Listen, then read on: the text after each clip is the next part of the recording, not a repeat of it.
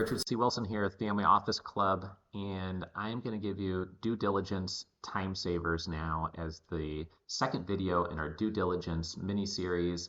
This is very helpful for private investors, someone running a company, acquiring real estate or assets. A whole bunch of ideas related to saving time and energy and grief and money along the way. So, first of all, you need to know the three buckets that you're working on. What brains are going to help you manage these three buckets of investments. If you don't know what I'm talking about when I say buckets, please see the first mini series. And you have to know, especially for real estate, the food groups, the location, and then say no to everything else unless it's just so exceptional through as part of your 5% or 2% or 1% exception to your rules. And then in the niche where you're focused on the most, be even more tight on the criteria and really laser focused.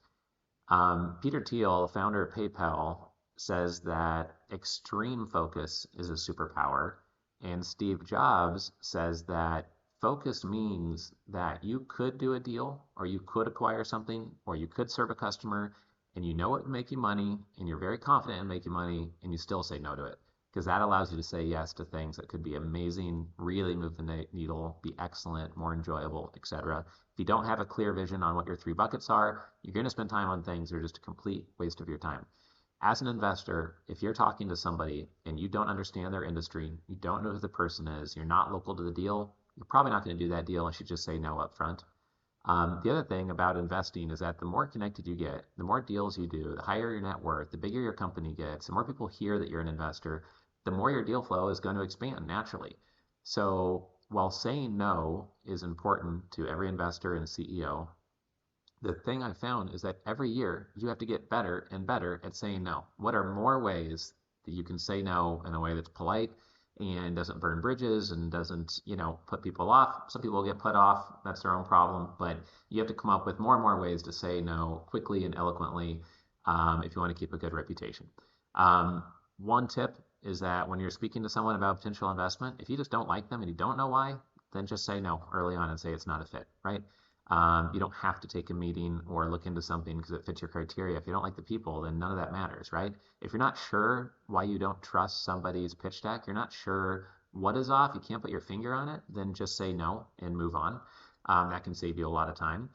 Also, this is one of the best tips that's just super simple, but almost no investors do when they get started. Everyone who's raising capital wants to get you in a Zoom, on a phone call, in a live meeting, face to face. They really want to do that, right? Right out of the gates, before you even know what they're investing in or offering you, they'll want to do that. My advice is to not do that, because from their perspective, yes, they have the maximum engagement. They're dominating your time now for 30 minutes of your life. But from your perspective, that might not be a really great investment of time. So this is connected to what the next video is going to focus on, but you should have the 3, 5, or 7 questions that you ask everybody before you get on a phone call, before you take a serious look at the materials, before you any deep dive, any meeting with them. And this is because most of the time, people will not pass these simple 3, 5, or 7 questions. They'll either take 6 weeks to get back to you, they'll maybe not get back to you, they'll want you to sign an NDA before you even know what industry they operate in, which I would never do. They say something like, oh, well, sorry, I can't really explain it over email. It has to be said over the phone. Be like, okay, well, that's a pass because we screen all of our deals over email first. And I am extremely strict on that. I won't screen anything verbally. There's no way to physically do that with our investor club at 7,000 investors and 1,000 members raising capital for things. So it's just not practical. It's also not efficient or effective. And what I found is that by having your 3, 5, or 7 questions that you're asking, like previous 3 years of financials, how you came up with the valuation, who's on the team, please tell me a little bit more about what differentiates you from the competition. If they say things like, we don't have any competition, or, oh, our financials, yeah, we're planning to do 18 million this year. It's like, okay, well, it's not really what I asked. What'd you do last year? Oh, $18,000? Okay, that's very different. Did you do $12 million last year? Okay, 18 million might be aggressive, but maybe you have the growth track to do that, and that makes sense. I've never seen a bad pro forma. Everybody shows in a startup world typically a magical pro forma, right? We have to be very careful with that in conducting your due diligence, because many times you're investing in a company, at least on a discounted cash flow model, and they're saying we are worth 12 million because of this future cash flow. But if that future cash flow doesn't happen, or it takes 7 or 12 years to happen instead of 2 years, then do you get more equity? Because if the future cash flows had been at a different level, the valuation would have been very different. Is there some compromise there? Is there something that takes care of you as an investor? Usually not, and it's just good to be aware of that risk when you go into a deal. That's why you could potentially make a lot of money, because you could potentially not as well. You have to be aware of that and have your eyes wide open to it. The other thing is that when you're asking 5 or 7 questions over email, their answers will typically bring up another 3 to 5 questions that you instantly get curious about. And then after that, it may be worth having a phone call or a Zoom. If you're still skeptical and you think you're probably going to say no, I would just keep on asking questions over email. There's no rule that you have to take it to a meeting or a Zoom or a phone call. They may highly prefer that because they're slow typers, and that's their problem. They should go take a typing class then.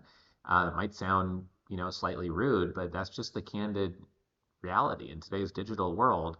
If an investor wants to communicate via email and they ask for answers via email, they say, no, I'm traveling nonstop.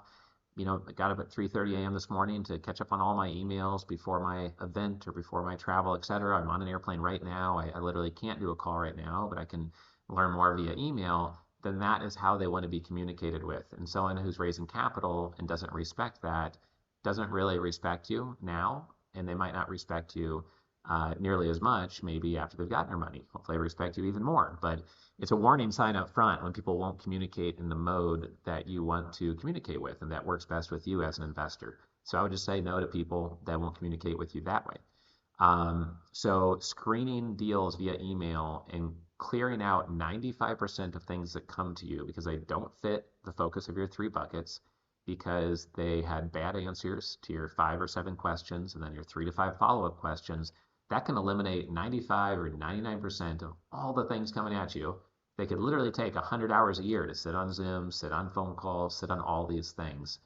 The last thing I'd say is that just this morning we had a 10 million in EBITDA medical practice group because we do a lot of deals in the medical space. Besides running our investor club, it's the only operating business niche that we're currently investing in, medical and dental practices. We've got equity in about 37 different medical practice locations. And I was talking to one of my clients who's a billionaire. We've done 19 deals with him. And I showed him the 7 questions I asked, their answers, the next 5 questions, their answers, and the deck of a 10 million EBITDA medical practice group. And he was interested, but he said, well, let's ask for 5-year financials, 5 years worth of financials on each of their individual medical practices, all 12 of them. And I said, okay, we can do that. That's fine. That will save us a lot of time, because if they can't provide them and they're not well organized, or if the financials are bad, etc., then it will save us a lot of time. So I instantly got why he would want to do that. And if he has to sign an NDA at that point, it's not just asking surface level questions, right? Asking for somebody's financials, then he would sign an NDA, and he doesn't mind doing that. So I hope this email, or I hope this video as part of our due diligence mini series saves you an hour of time, dozens of hours of time. I hope it saves you from dodging doing a deal that you shouldn't be doing, wasting time on Zoom calls and phone calls you shouldn't be on. The more of a high net worth or ultra wealthy investor you are, the more that this video, compared to all the others in this due diligence mini series, may be the most valuable, because time is what all of us have little of. If you have a lot of money, you typically have very little free time, and you have 100 employees or 1,000 employees and a lot that you need to get done every day. So I encourage you to watch this mini series at 1.5x so you can get through it and use your time best. You can always rewind it if you need to go over something another time. You can also reach out to me directly if you have any questions. If you want access to some due diligence tools, our private investor playbook, access to our investor community and live events, just reach out to me directly. It's Richard at 305-333-1155. You can text message me or message me on WhatsApp, and it's 305-333-1155. And my email is just richard@investorclub.com. And I will see you on the next video in our due diligence mini series. I hope you enjoyed this one.